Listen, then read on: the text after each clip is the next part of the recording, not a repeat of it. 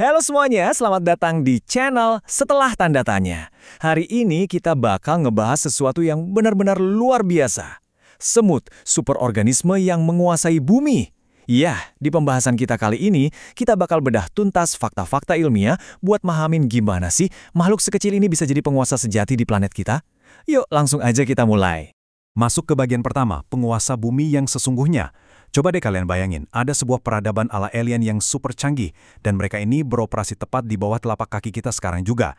Mereka ngebangun kota bawah tanah yang super rumit, punya sistem komunikasi nirkabel, bahkan nerapin sistem pertanian. Dan ini bukan fiksi ilmiah loh, ini peradaban semut. Skala operasi mereka, wah, dijamin bakal bikin kalian geleng-geleng kepala. Coba tebak, ada berapa jumlah mereka? 20 kuadriliun. Iya, kalian nggak salah dengar. Itu angka 20 ditambah 15 angka 0 di belakangnya. Menurut riset ilmiah terbaru, kira-kira segitulah estimasi jumlah semut yang lagi hidup bareng kita di bumi detik ini. Angka ini bukan cuma sekedar statistik biasa, tapi benar-benar nunjukin seberapa masif dampak fisik mereka ke struktur planet kita.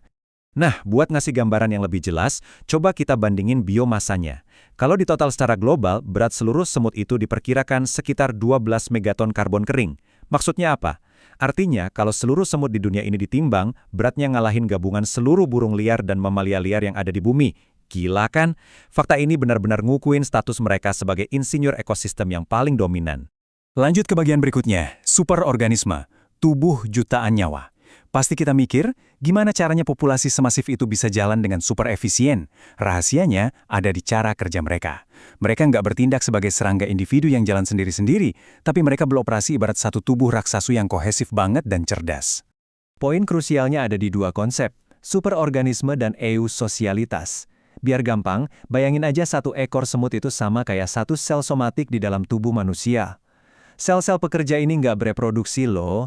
Mereka dengan rela dan senang hati ngorbanin kemampuan reproduksi mereka sendiri demi kelangsungan hidup keseluruhan tubuh, yaitu sang koloni itu sendiri.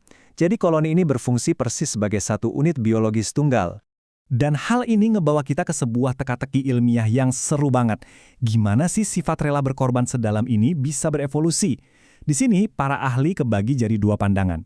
Di satu sisi, ada teori seleksi kekerabatan yang fokus ke faktor genetik. Tapi di sisi lain, ilmuwan juga ngelihat adanya seleksi tingkat kelompok secara multilevel. Di sini, persaingan antar koloni lah yang jadi penentu. Koloni yang kerjasamanya top banget pasti bakal selalu menang lawan koloni yang kurang terorganisasi. Keduanya nunjukin betapa kompleksnya lompatan evolusi para semut ini. Biar lebih paham soal paradoks semut pekerja betina yang steril ini, yuk kita ngomongin sedikit soal matematika genetikanya. Di dunia semut, seekor pekerja betina itu secara genetik ternyata lebih dekat dengan saudara perempuannya, dengan skor keterhubungan 0,75 dibandingkan dengan keturunannya sendiri, yang skornya cuma 0,50. Jadi secara teoritis, mereka bisa nyebarin lebih banyak gen mereka dengan membantu sang ratu nyatak saudara perempuan baru, daripada punya anak sendiri. Sangat masuk akal, bukan? Oke, sekarang kita beralih ke hierarki dan spesialisasi peran. Kalau kita bedah struktur internal koloninya, ini mirip banget sama sistem ekonomi manusia yang udah terspesialisasi. Tapi ada bedanya nih, di dunia semut, setiap individu itu lahir buat ngejalanin satu profesi yang mutlak, dan gak bisa diubah. Mari kita urai pembagian kasta kerjanya. Satu hal penting yang wajib kita pahami, Ratu Semut itu bukan tiran yang suka ngasih perintah. Sama sekali nggak ada sistem bos di sini. Sang ratu murni cuma jantung reproduksi buat koloni. Terus para pekerja jadi tulang punggung yang ngurus bayi dan nyari makan. Prajurit siap sedia di garis pertahanan dan yang pejantan tugas mereka cuma satu, yaitu reproduksi. Habis itu mereka mati. Nah, ini yang paling brilian. Kalian tahu nggak apa yang terjadi sama semut pekerja yang udah mulai tua? Literatur ilmiah ngungkapin detail yang agak gila sih. Pekerja tua itu sering ngambil tugas yang paling berisiko. Mereka bertindak sebagai living silos atau pencicip racun kerajaan. Mereka rela nyimpen makanan yang berpotensi mematikan di dalam tubuh mereka demi ngelindungin ratu yang genetiknya jauh lebih berharga. Benar-benar sebuah pengorbanan tanpa ragu. Lanjut ke feromon, internet kimiawi semut. Tapi tunggu deh, kalau nggak ada pemimpin yang ngasih instruksi, terus gimana caranya jutaan individu ini tahu apa yang harus dilakuin? Jawabannya ada di infrastruktur komunikasi mereka yang pada dasarnya beroperasi layaknya sebuah internet kimiawi. Kalau kita manusia akan sangat bergantung sama suara dan isyarat visual ya, tapi semut beroperasi di dimensi yang beda, kimiawi dan sentuhan. Tanpa perlu ngeluarin suara, mereka ngelepasin zat kimia yang namanya feromon. Ini tuh bener-bener ibarat pas kalian dapat ratusan notifikasi pesan di grup chat, yang informasinya langsung nyebar seketika ke seluruh jaringan. Sebenarnya ada 4 jenis feromon utama, tapi coba perhatiin khusus di feromon jejak. Cara kerjanya itu identik banget sama algoritma media sosial yang sering kita pakai. Semakin banyak semut yang lewatin sebuah jalur buat ngambil makanan, makin kuat juga sinyal feromon di jalur itu. Terus, sinyal yang kuat ini bakal narik lebih banyak semut lagi buat datang. Nah, lewat sistem inilah, jutaan tindakan kolektif dimobilisasi tanpa butuh satupun komando pusat. Masuk ke arsitektur sarang dan iklim. Jadi, setelah tahu mereka punya sistem ekonomi dan internet kimiawinya sendiri, sekarang mari kita lihat arsitektur fisiknya.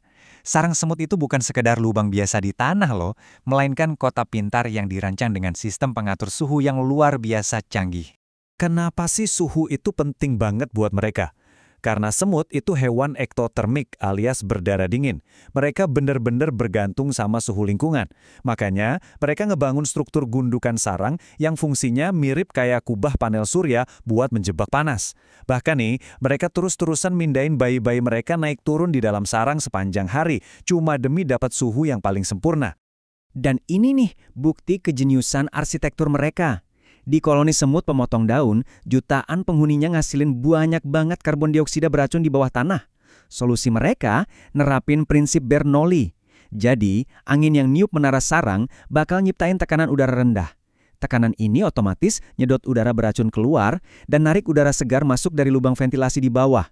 Semua itu pasif tanpa ngeluarin energi otot sama sekali. Saking menakjubkannya desain ini, arsitek manusia sampai niru sistem ini loh buat mendinginkan gedung-gedung modern. Nah, kita tiba di masa depan ekosistem semut. Kita udah ngeliat sendiri betapa tangguhnya superorganisme ini. Sekarang, coba kita perluas sudut pandang kita ke ekologi global buat ngeliat masa depan mereka. Kesuksesan koloni semut ini pada kenyataannya terikat sangat erat sama kesehatan seluruh planet yang kita huni. Tapi ada ancaman nyata yang lagi mengintai. Para peneliti nemuin kalau di wilayah tropis, beberapa spesies semut dengan performa tinggi benar-benar mendominasi seluruh sistem konsumsi ekosistem. Mereka ini terspesialisasi dan sangat efisien. Namun ini ibarat pedang bermata dua. Karena mereka terlalu kaku sama spesialisasinya, kalau mereka sampai gagal, ekosistem kita otomatis bakal kehilangan keseimbangannya secara drastis. Terus, apa yang bisa bikin mereka gagal? Peningkatan suhu global dan cuaca ekstrim ngacauin ritme koloni-koloni ini. Salah satu dampak yang paling fatal adalah fenomena misalignment, alias ketidaksesuaian musim. Bayangin deh, kalau bunga keburu mekar karena suhu panas duluan, sebelum koloni semut aktif buat nyarin lakan dan ngebantu penyerbukan. Cuma gara-gara jeda waktu itu aja, seluruh rantai makanan bisa runtuh berantakan. Hal ini akhirnya ngebawa kita ke satu pertanyaan kritis di penghujung pembahasan ini. Mengingat kalau kita, manusia, juga bersandar banget sama keseimbangan ekosistem, mulai dari kualitas tanah sampai pengendalian hama alami, kalau perubahan iklim sampai ngeruntuhin stabilitas superorganisme raksasa ini, apakah dunia kita sanggup bertahan tanpa kehadiran 20 kuadriliun insinyur mungil yang selama ini kerja dalam diam? Coba deh renungin sebentar pertanyaan ini. Sangat menarik, bukan? Terima kasih banyak udah setia belajar dan ngebedah topik ini bareng, dan mari kita terus kembangin rasa ingin tahu kita.